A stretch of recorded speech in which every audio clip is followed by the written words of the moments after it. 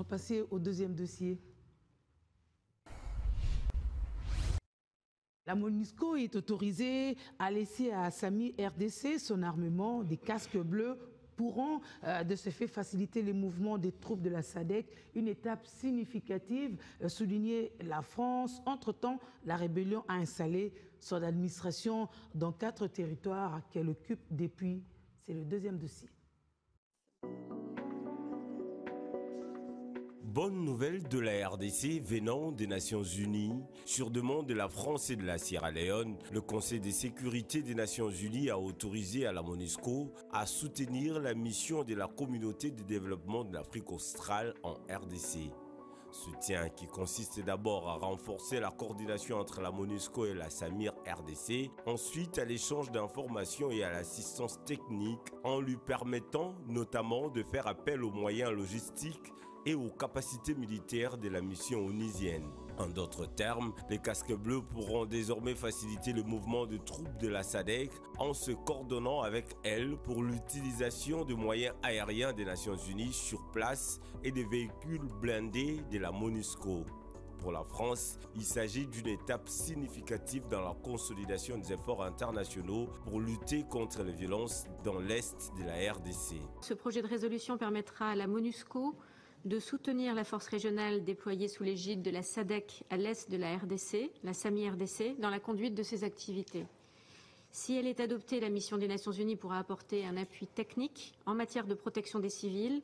Elle pourra fournir un soutien logistique en cas d'évacuation sanitaire ou encore partager ces renseignements. Il s'agit donc d'une étape significative dans la consolidation des efforts internationaux pour lutter contre les violences à l'est de la République démocratique du Congo. Autre bonne nouvelle, c'est le cessez-le-feu obtenu dans le cadre du processus de Luanda entre la RDC et le Rwanda. Une décision saluée par la Grande-Bretagne qui rappelle la nécessité d'un cadre pour l'appui apporté à la Samir RDC. Nous félicitons de l'accord de cessez-le-feu du 30 juillet entre la RDC et Rwanda. Nous remercions l'Angola pour tous ses efforts de médiation. Nous appelons toutes les parties à s'acquitter de leurs engagements et rapprocher la région d'un dialogue pacifique durable. Nous sommes prêts à appuyer ce processus et une paix pérenne dans la région. Est-il un tournant tant attendu par le gouvernement congolais? Kinshasa reste sceptique. Lors d'une rencontre avec les diplomates accrédités en RDC, la ministre des Affaires étrangères a insisté auprès des partenaires de la RDC à plus de sanctions contre le Rwanda. Que malgré le cessez-le-feu, sur le terrain, les RDF et leurs supplétifs se sont une fois encore illustrés par leur violation de la trêve humanitaire et du cessez-le-feu de Luanda, notamment par l'occupation de 3 localités dans le territoire de Rutshuru. Ces actes de trop doivent être condamnés par tous. Le président de la République a, lui, circonscrit le cadre d'un potentiel rencontre avec le Rwanda. Demandez à M. Kagame, criminel de son État, qu'est-ce qu'il a à voir contre mon peuple? La République démocratique du Congo, à l'époque République du Zaïre, avait sauvé le Rwanda d'une plus grande catastrophe qui aurait été si nous n'avions pas ouvert nos frontières à tout ce flot de réfugiés. Et il veut en faire maintenant son espace. Et ça, nous ne disons jamais, il n'y a rien à négocier. C'est chez nous. Ce qu'ils n'ont à faire, c'est une seule chose, de plier bagage. Et si je veux parler avec le Rwanda, c'est pour ça, pour dire, bon, c'est quoi votre problème? Pour nous laisser tranquilles. Pas pour vous donner quelque chose, mais pour nous laisser tranquilles. Si vous pensez qu'il y a encore quelque chose chez nous, on va la régler et on vous règle ça et puis c'est terminé. Ils ont donc parlé des FDLR. Nous sommes aujourd'hui à Luanda pour parler de ces histoires-là. Cesser le feu et comment régler le problème de FDLR. C'est tout.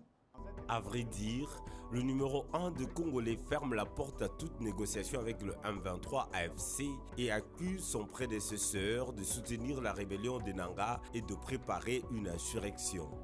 Tant que je serai président de la République démocratique du Congo, j'en aurai en face de moi la délégation du M23 ou de l'AFC, là où je ne sais pas, pour négocier. Jamais. Joseph Kabila, n'en parlons pas.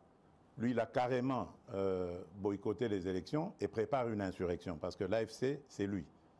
Le 25 et le 26 juillet dernier, les États-Unis et l'Union européenne ont placé l'AFC et son coordonnateur sous sanctions. Ciblés de l'extérieur, Nanga et compagnie se sont vus condamnés à la peine de mort par la Cour militaire de Kinshasa-Gombe pour mouvement insurrectionnel, crimes de guerre et crimes contre l'humanité et haute trahison. Malgré ces condamnations et l'adoption des résolutions des Nations Unies, mais aussi le cessez-le-feu, les supplétifs de l'armée rwandaise ne lâchent pas prise.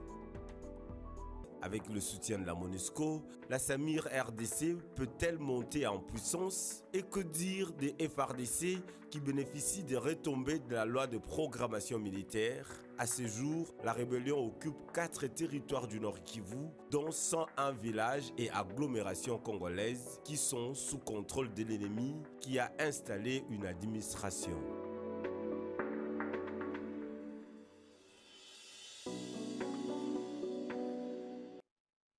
Alors maître, avec ce même armement, ces mêmes casques bleus n'ont pas réussi à rétablir la paix dans l'Est notamment. Est-ce maintenant le fait de faciliter les mouvements de troupes de la SADC qui impacterait le rapport de force sur terrain? Mais madame, très sincèrement, je vous demande de ne pas ignorer l'histoire. Moi, je suis très confiant en cette mission de la SADC pour la simple bonne raison qu'elle a un précédent. Vous vous souviendrez des flecs dans l'enclave de Cabinda qui a été éradiquée totalement à ce jour. Donc nous pensons que cette force de la SADC a une certaine expérience en la matière. Et je suis encore un peu plus confiant dans cette voie-là parce que c'est le rapport de force. Et je pense que ça va vraiment faire avancer les choses. Donc vous n'êtes pas d'accord avec l'opinion qui pense que cette force pourrait aussi jouer un double jeu, étant donné le contexte qui aurait changé? Expliquez votre question. Le double jeu, ça veut dire qu'elle va se retourner contre nous? Mais on a déjà eu aussi des précédents comme ça ici. On a eu les autres, les Kenyans et tout. On pensait qu'on était vraiment amis, frères. Ouais. Mais à un moment, les intérêts peuvent l'emporter aussi. Mais je pense que les bases ont été bien posées. Et que cette fois-ci, on va atteindre l'objectif, ça veut dire la pacification totale de l'Est du pays. Il faut rester confiant. Ça a l'air un peu banal quand le président de la République dit qu'il veut parler avec le président rwandais. C'est justement lié à des faits historiques. On ne peut pas oublier que le Rwanda a accompagné un régime et l'a installé au pouvoir. Est-ce qu'ils estiment qu'à cause de ça, le Congo leur doit quelque chose? Toutes ces questions doivent être posées et elles doivent avoir des bonnes réponses. Donc ce n'est pas banal quand le président de la République avance, qu'il veut parler et qu'il veut leur dire qu'il n'y a plus rien à prendre ici. Et que c'est le Congo, on ne peut pas l'occuper comme on le veut et piller les richesses. Donc le Rwanda n'aura rien à reprocher au Congo qui, du temps de Mobutu aussi, avait posé les pieds là-bas? Non, je ne parle pas. Parce qu'on parle de l'histoire, on va se replonger dans l'histoire. Non, il faut bien me mettre en contexte. Le contexte dont je parle, c'est le contexte d'un régime qui s'est installé au pouvoir à Kinshasa avec l'armée rwandaise. Vous vous souviendrez qu'il y avait un chef d'état-major qui d'ailleurs est actuellement ministre des Affaires étrangères au Rwanda. Dans ce pays, on a eu M. James Kabarebe comme chef d'état-major. Donc je pense que